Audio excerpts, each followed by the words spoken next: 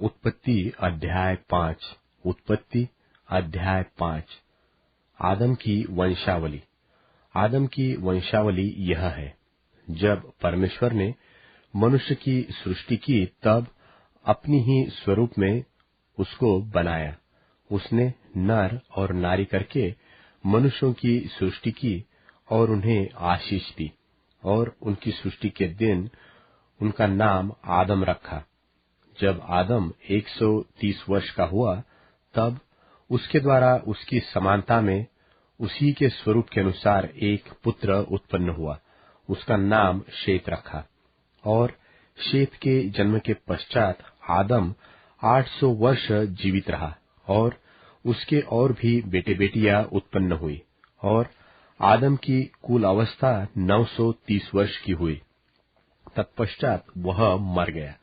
जब शेत 105 वर्ष का हुआ तब उसने एनोश को जन्म दिया, और एनोश के जन्म के पश्चात शेत 807 वर्ष जीवित रहा, और उसके और भी बेटे बेटियां उत्पन्न हुए, और शेत की कुल अवस्था 912 वर्ष की हुई। तत्पश्चात वह मर गया। जब एनोश 90 वर्ष का हुआ तब उसने केनान को जन्म दिया, और केनान के जन्म के पश्चात एनोश 815 वर्ष जीवित रहा, और उसके और भी बेटे बेटियां उत्पन्न हुए, और एनोश की कुल अवस्था 905 वर्ष की हुई। तत्पश्चात वह मर गया।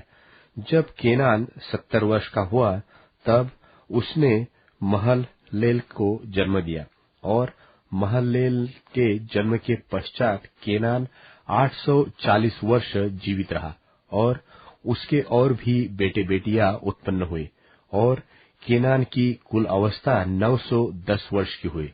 तत्पश्चात वह मर गया। जब महललेल 65 वर्ष का हुआ तब उसने एरेद को जन्म दिया, और एरेद के जन्म के पश्चात महललेल 830 वर्ष जीवित रहा, और उसके और भी बेटे बेटियां उत्पन्न हुए, और महललेल की कुल अवस्था 895 वर्ष की हुई। तत्पश्चात वह मर गया। जब एरेद 162 वर्ष का हुआ तब उसने हनोक को जन्म दिया, और हनोक के जन्म के पश्चात एरेद 800 वर्ष जीवित रहा, और उसके और भी बेटे बेटियां उत्पन्न हुए, और एरेद की कुल अवस्था 962 वर्ष की हुई। तत्पश्चात वह मर गया। जब हनोक 65 वर्ष का हुआ तब उसने मतूशेलह को जन्म दिया, और मतूशेलह के जन्म के पश्चात हनोक 300 वर्ष तक परमेश्वर के साथ साथ चलता रहा, और उसके और भी बेटे बेटियां उत्पन्न हुए, और हनोक की कुल अवस्था 365 वर्ष की हुई, और हनोक परमेश्वर के साथ साथ चलता रहा। फिर वह लोप हो गया, क्योंकि परमेश्वर ने उसे उठा लिया। जब मतूशेलह 187 वर्ष का हुआ तब उसने लेमेक को जन्म दिया, और लेमेक के जन्म के पश्चात मतूशेलह 782 वर्ष जीवित रहा, और उसके और भी बेटे बेटियां उत्पन्न हुए, और मतूशेलह की कुल अवस्था 969 वर्ष की हुई। तत्पश्चात वह मर गया।